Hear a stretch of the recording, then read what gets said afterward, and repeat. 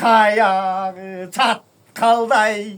yürüp geçsin yürüyüşü cebenin atkanday hak kullanın çan eken atanın o şundun arasa üstünde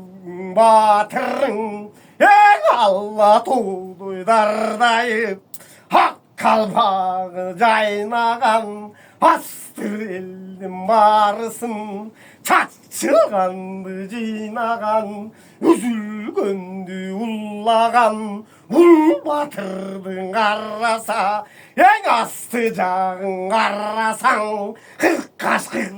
kalışıp arkacağın arasa 40.000 kişin sayışıp hayvatı baska görünüp asmanga tozum bölünüp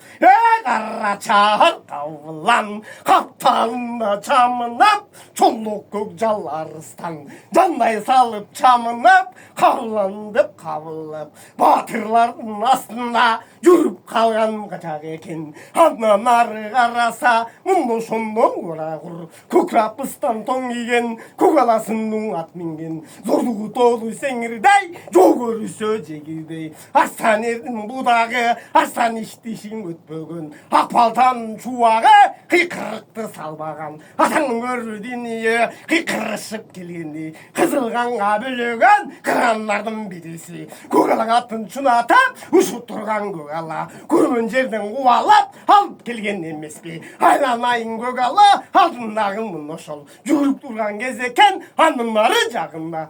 Құдай бетін салбай қалайдай жүзі төгілген атаңның дүние Обыл қабылан анамын батырға қайып жаннан көрінген қабыландың өзі екен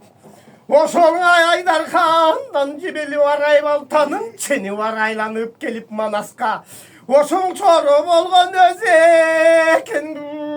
Çekiri çok koy gözlü sepkili çok ay yüzlü altın kemer kurçangan ayday betin nur çalgan Aziz kandın çal kızın ey alman betin özeken ay kırıktı bir sal kırıktı bir sal Oşunda candap kana jürgen özeken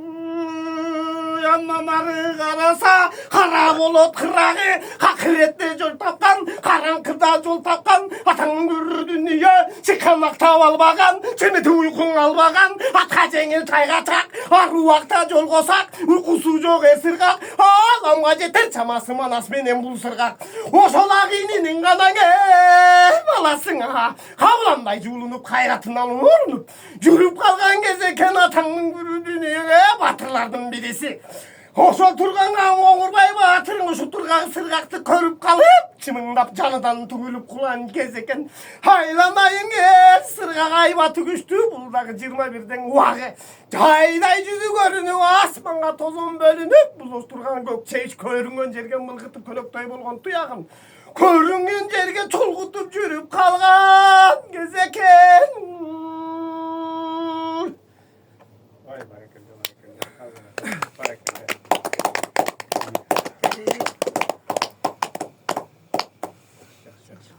Daha aytасың. Азырлык